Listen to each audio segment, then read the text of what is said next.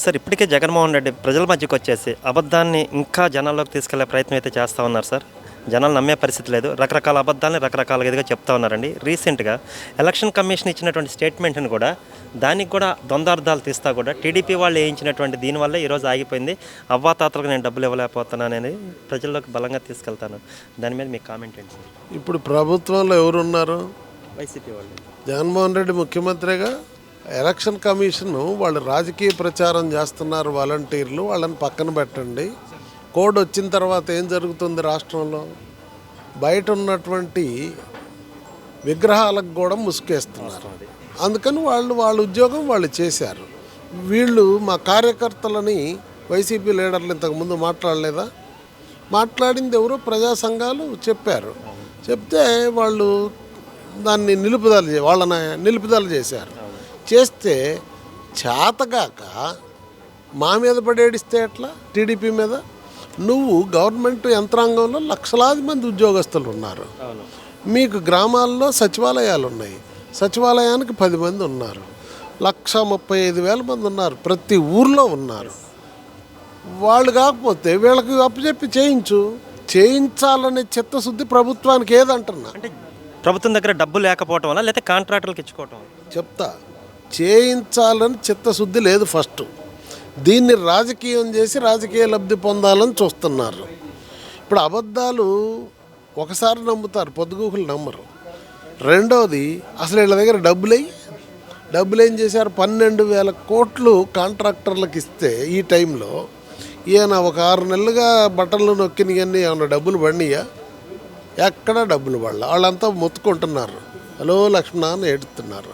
నిన్నగాక మొన్న కాంట్రాక్టర్లకు 12,000 కోట్లు ఇచ్చా. అది వాళ్ళకి కావాల్సిన వాళ్ళకి ఇంకా 50,000 కోట్ల పైన ఇవ్వాల్సినవి ఉన్నాయి. వాళ్ళకి ఇలా అంటే వీళ్ళకి ఎవరికి ఇస్తే ప్రయోజనం ఉంటుందో వాళ్ళకి ఇచ్చుకున్నారు. అట్లా ఒకటి డబ్బులు లేక, 2 రాజకీయం కోసం. నువ్వు మీ వాళ్ళని పెట్టు, మీ విలేజ్ సెక్రటేరియట్లకు పెట్టి వాళ్ళందరినీ సిబ్బందిని పంచమని, నీకు ఇంటింటికి పంచాలని చిత్తశుద్ధి నీకు లేదంటున్నా నేను.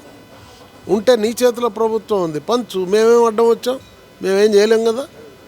దీన్ని రాజకీయ కోణంగా వాడుకుంటున్నాడు. వీళ్ళే పిల్లి ఏం చేశారు ఎలక్షన్ కమిషన్కి అని చెప్పేసి ఆయనకి ఏమీ చెప్పుకోవడానికి లేక ఏదో ఒక అబద్ధాన్ని ప్రజల్లోకి తీసుకు. అరే ఆయన అబద్ధాలు చెప్పడంలో ఎంత దిట్ట అంటే, సాక్షి పేపర్ నాది కాదంటాడు. ఇక నవ్వాలా ఎడవాలా చెప్పండి? సాక్షి పేపర్ ఎవరిదో తెలీదా జనానికి? దాని మీద తాటికాయంత అక్షరాలతో ఆయన వాళ్ళ నాన్నగారి ఫోటో ఉంటుంది. నిన్నటిదాకా ఆమె భారతి గారు దానికి ఇది. మాది పేపర్ కాదంటే మాట్లాడుతుంటే ఇంకేం చెప్పాలి? ఆయన అబద్ధాలకి అంతు పొంతు తేడుంది చెప్పు. సార్ ఇప్పటికే ఆయన మాట్లాడే ఊత పదం పెత్తందారులు పేదలు అంటాడు. ఏంటి సార్ ఈ డివిజన్ ఏంటండి అసలు? పేదలేంది పెత్తందారులు ఏంటయ్యా బాబు?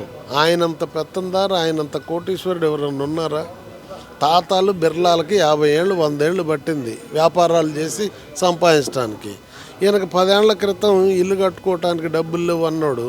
ఇవాళ తాతాని బిర్లాని దాటిన సంపద ఏడ నుంచి వచ్చింది?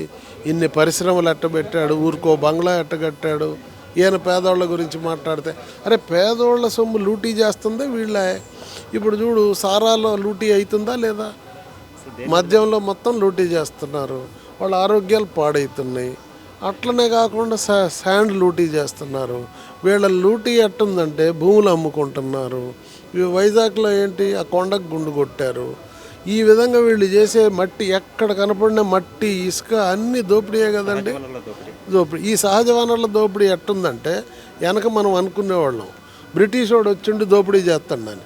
బ్రిటిష్ వాడిని మించి దోపిడీ జరుగుతుంది ఇప్పుడు. ప్రజలు నమ్మే పరిస్థితి ఉందంటారు సార్ ఈయన అబద్ధాలని? ప్రజలకు అన్నీ తెలుసు. రేపు ఓటు వేసేటప్పుడు అన్నీ చూపిస్తారు. నిన్నటిదాకా ఏంటంటే అన్యాయమైన కేసులు పెట్టి ఫిర్యాదుదారుణ్ణి ఎవడన్నా జైల్లో పెడతాడండి? ఫిర్యాదుదారు నుండి తెల్లోడు కూడా జైల్లో పెట్టాల, బ్రిటిష్ వాళ్ళు కూడా జైల్లో పెట్టాల.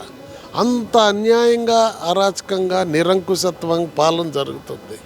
కనుక నిన్నటిదాకా మనకెందుకులే అనుకున్నారు. ఇప్పుడు కోడ్ వచ్చిన దగ్గర నుంచి ప్రజలు బయటకు వస్తున్నారు, చూపిస్తారు. ఆయన ఒక్కసారి అడిగాడు, ఒక్కసారి అవకాశం ఇస్తేనే రాష్ట్రం 20 ఏళ్ళు వెనక్కిపోయింది. పిల్లల భవిష్యత్తు అంధకారంగా ఉంది. రాష్ట్రం అయోమయం అయిపోయింది, అప్పుల పాలైపోయింది. ఈ బాధలన్నీ చూసి ప్రజలు బతుకుంటే బలసాగు తినొచ్చు, ఇక జగన్మోహన్ రెడ్డి గారి ప్రభుత్వం వద్దని ఆయన అనుకొని రెడీగా ఉన్నారు. తీర్పులో చూపిస్తారు. మద్యంలోనూ ఇసుకలోనూ డిజిటల్ పేమెంట్స్ ఎందుకు లేవు? కూరగాయల కొట్టోడు డిజిటల్ పేమెంట్, శనక్కాయలు కొట్టుకున్న డిజిటల్ పేమెంట్ ఉంది, తట్టమ్ముకునేవాడు డిజిటల్ పేమెంట్ ఒప్పుకుంటున్నారు. మరి మీరు ఒప్పుకోరేంది? అంటే ఈ డబ్బు లెక్క ఎక్కడికి పోతుంది? మరి తెలుసు.